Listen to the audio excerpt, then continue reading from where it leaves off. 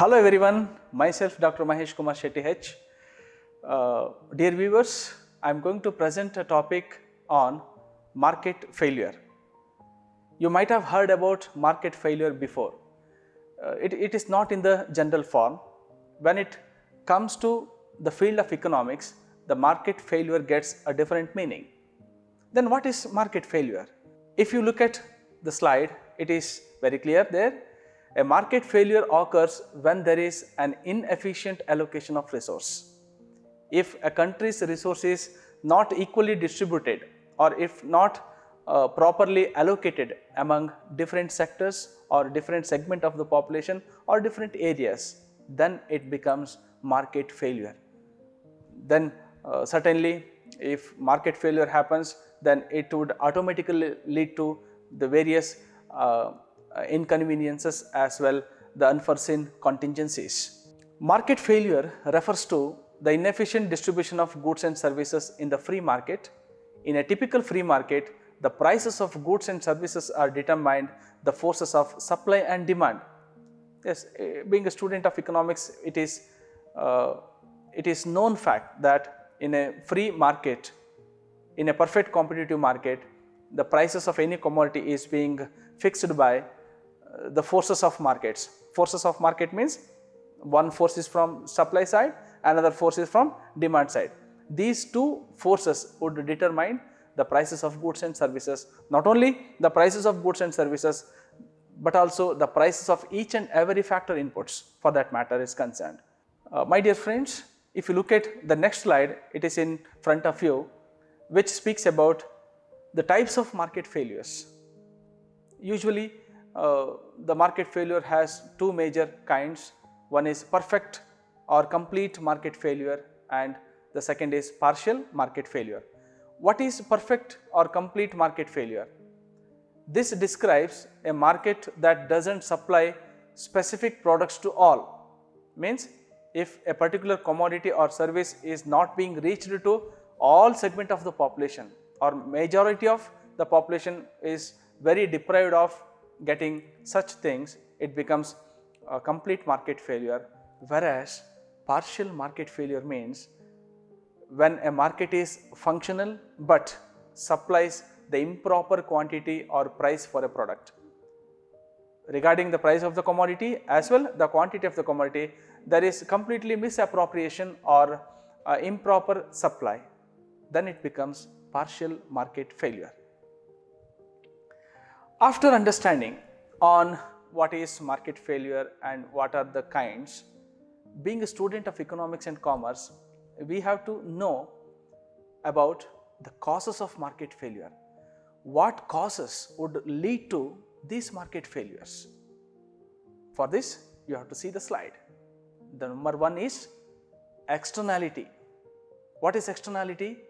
An externality refers to a cost or benefit resulting from a transaction that affects a third party that did not decide to be associated with the benefit or the cost, which means that the externality is nothing but what about the cause and effect on the third party, what about the effect which is being derived by the third party from an action or from the implementation of such programs or supply of goods from the public or the service from the public.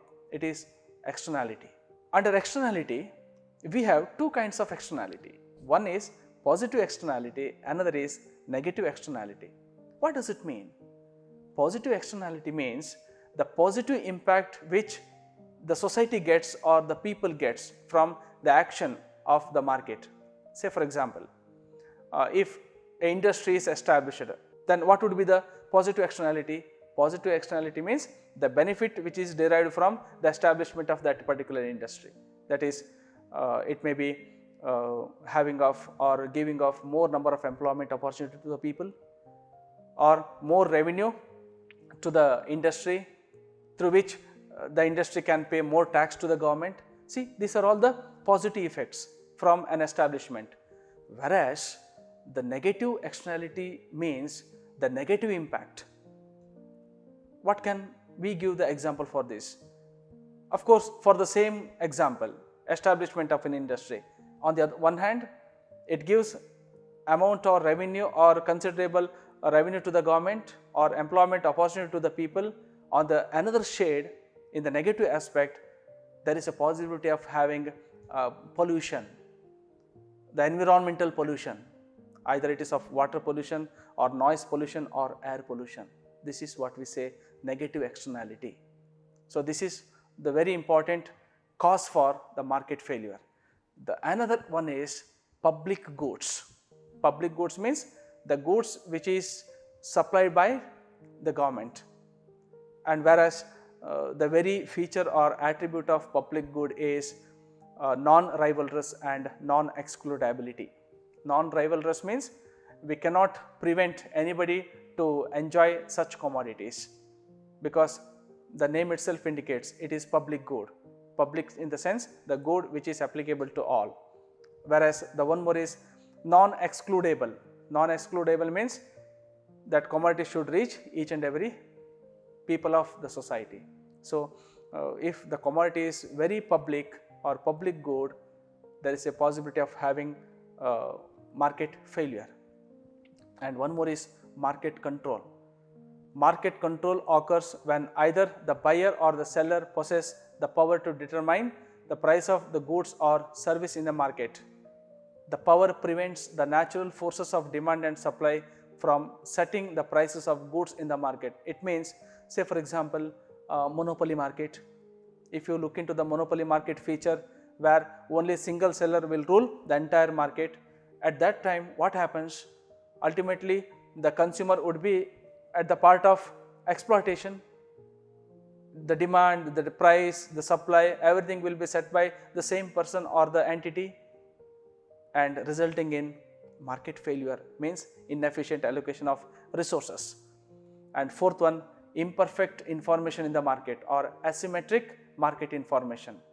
If the market information is being not reached to the population of the country, in the sense that either it is to the producing class or the consuming or consumers groups or the general public or the government, if there is no such link between the people or among the people with respect to the market informations, then it may also lead to market failures. And monopoly, we have seen in the previous slide about market control, and other factors like market speculation. Say for example, share market or equity market, where we could not possible to judge or expect the same kind of things which will happen at all times, right? Market speculation is there at each and every moment. So this may also lead to market failure. Yes, these are the various factors. And what remedies or solutions are there for market failures? These are the important points you can understand or you have to point out. The first is use of legislation, means to control unwanted behaviors. Use of legislation means government supposed to bring certain legislations to avoid these market failures. The second is price mechanism. Market price mechanism means to change the behavior of both consumers and producers. For example, if a commodity is very harmful, then price mechanism should work there. How? The answer is, if it is harmful, government is supposed to impose more tax on that, so that the consumption of that commodity can be completely or not completely, but for certain extent it can be reduced. And third one, government interference. If it is needed, government should have to interfere. And private agreements, market education and information, subsidies, tradable permits. Tradable permits means if a commodity should be supplied to the entire market area, then there is supposed to be a permission given by the government for that particular product. Otherwise, it should be banned like that. And one more is advertising. So these are the different remedies to control market failures. I hope you understood the concept of market failure in a very well manner. Thank you for listening as well watching. Thank you very much.